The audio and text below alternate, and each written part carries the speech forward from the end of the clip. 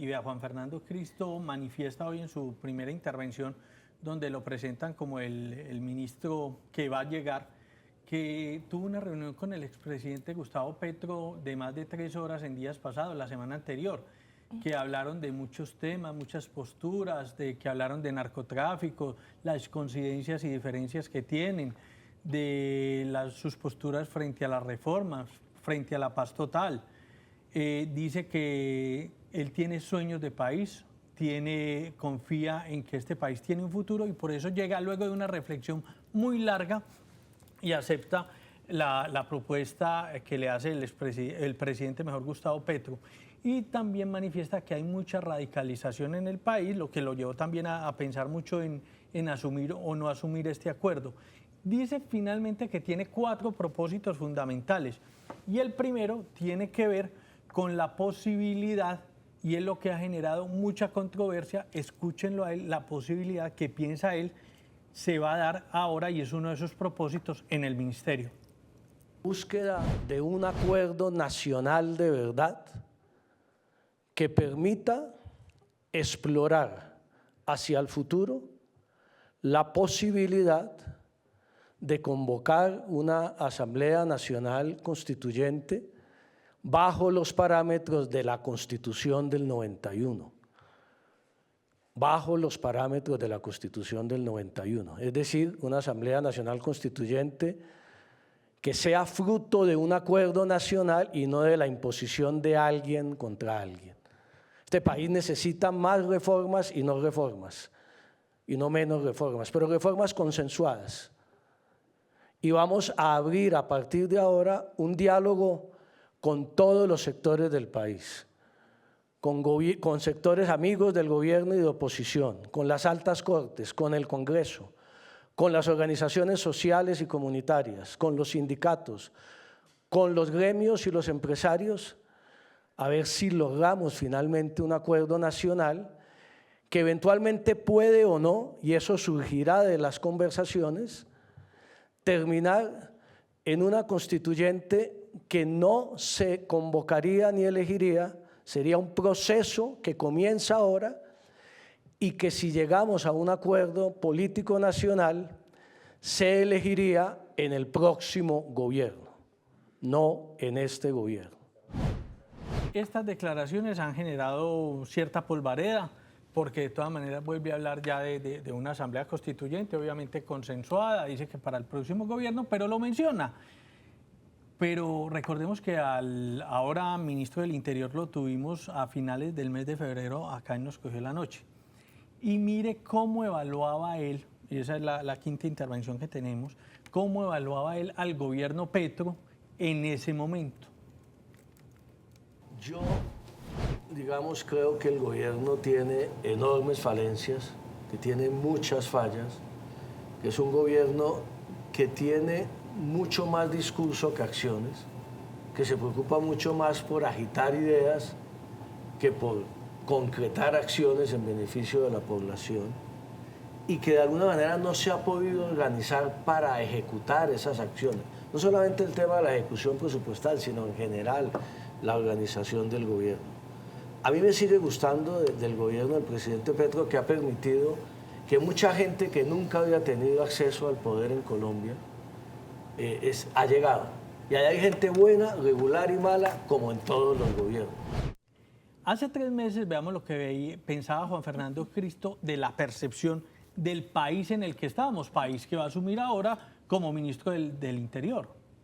¿De la política en Colombia o no es así? Yo creo que la percepción es de, básicamente, si hubiera que definirla en una palabra, de desorden total y de incertidumbre total en todos los campos.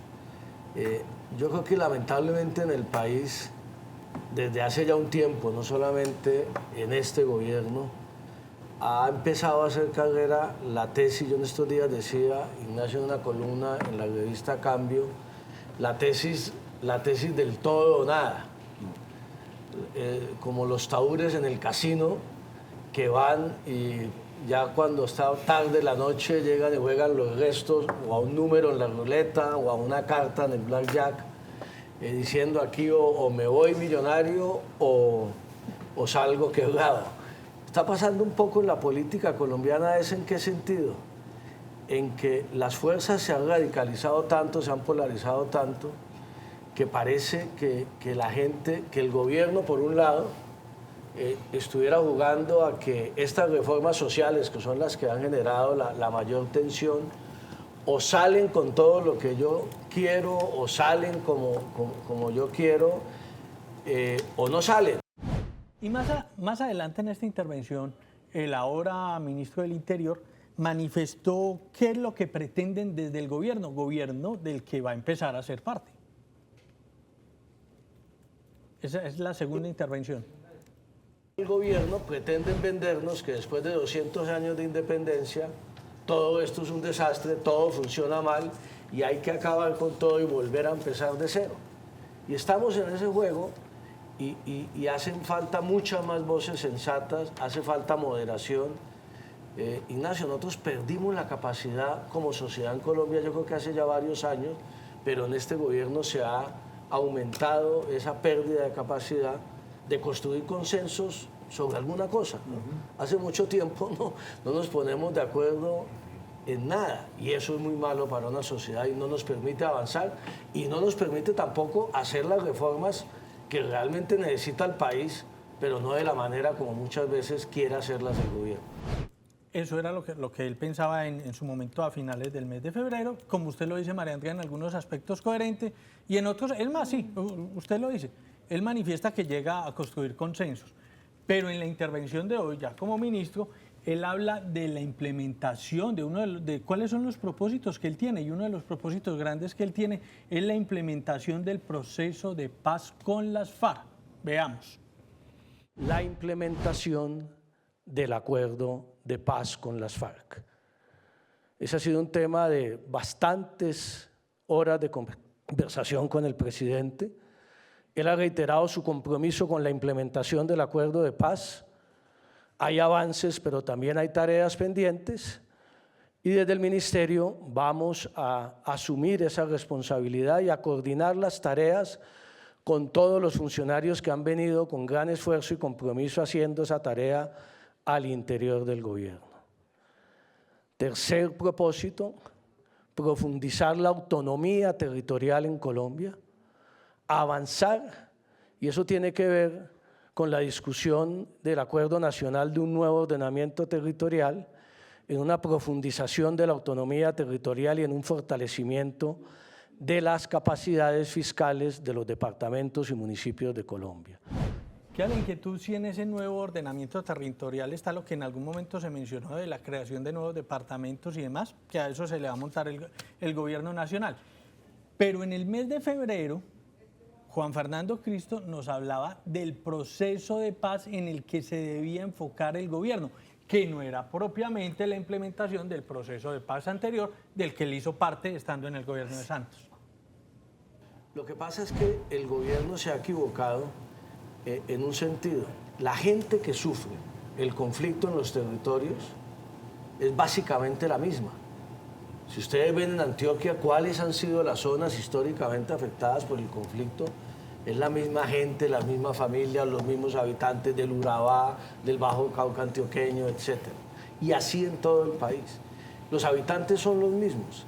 Y el gobierno se ha equivocado en que pretende, otra vez como dijimos anteriormente, como si se estuviera descubriendo la paz ahora y desconociendo lo que se ha hecho antes. Y usted no puede avanzar en una paz en Colombia si no implementa el acuerdo con las FARC. Y el acuerdo con las FARC se ha dejado a un lado. Aquí todos los días nosotros discutimos que la JEP, que los comandantes de las FARC, y nos distraemos mucho en eso, pero el acuerdo tenía un tema de reforma al campo colombiano, tenía un tema de sustitución social de cultivos, tenía un tema de los 170 municipios PD, muchos de ellos en Antioquia, en donde hubo un proceso amplio de participación ciudadana, en donde se conformaron esas zonas territoriales y en donde no llegó la inversión pública y no llegó el Estado. Y ahí es donde se reproduce el conflicto. Entonces, si queremos tener éxito en un proceso de paz con el ELN o con las disidencias de las FARC, primero hay que cumplir el acuerdo, pero cumplir el acuerdo no con los comandantes de la FARC, con la gente en los territorios. Si no se cumple el acuerdo, ni el ELN ni las disidencias van a firmar ningún acuerdo con el Estado colombiano. Entonces miremos que ahí el ministro es coherente y acá más adelante, en la siguiente intervención, habla del proceso de paz con el ELN, que era prioridad que él mencionaba, que no la menciona ahora, pero que era prioridad que él mencionaba en el mes de febrero. El proceso más serio de todos estos, en el que yo creo que hay alguna luz de esperanza, con todas las dificultades y con todo lo complicados que son estos señores, es el del ELN. Lo otro me parece que son procesos que deberían meterse un poco en el congelador y concentrarse en un acuerdo de paz con el ELN. Hay un cese al fuego, hay una participación de la sociedad civil, hay una mesa relativamente estable trabajando, hay avances importantes. Lo que pasa es que al final uno no ve que haya una unidad de mando en el ELN a nivel nacional que haya tomado la decisión de dejar las armas. Y mientras eso no se dé, pues va a ser muy difícil avanzar en ese acuerdo con el ELN. Están muy divididos internamente y lo hemos visto en los últimos días con las últimas noticias. Sobre el final de la intervención de hoy, Juan Fernando Cristo habló, como les veníamos mencionando, de sus 4 prioridades. Por un lado, la posibilidad de un acuerdo para una constituyente, por el otro, como les mencionábamos, la implementación del proceso de paz y trabajar sobre la autonomía fiscal de los territorios que se están como montando en ese programa, pero habló finalmente sobre la agenda legislativa que va a tener y que va a tratar de sacar adelante desde el ministerio. Van a estar la reforma laboral, la reforma a la salud y un nuevo esfuerzo por sacar adelante la ley estatutaria de educación. Bajo esos parámetros, con esas 4 responsabilidades, con el ánimo de contribuir con moderación, con sensatez, a la construcción de un clima político nuevo en el país, asumo este desafío de cara a los colombianos. Ahora veamos las últimas intervenciones de lo que él nos mencionaba en la última semana del mes de febrero, las zozobras y las preocupaciones que él tenía en ese momento en nuestro país. Pero la verdad es que en este año y medio, sobre todo lo que más me preocupa son 2 temas. Primero, vivir en una zozobra e incertidumbre permanente sobre el tema económico no le hace bien al país ni a la inversión nacional y extranjera en Colombia. No hay unas reglas de juego claras y todos los días. Y segundo, sí hay un deterioro evidente de la seguridad en muchas zonas de Colombia, para no hablar del tema de los centros urbanos. En Bogotá estamos, mejor dicho, todo el mundo ya está diciendo si sale al restaurante, si no sale, con lo que ustedes han visto en los últimos días.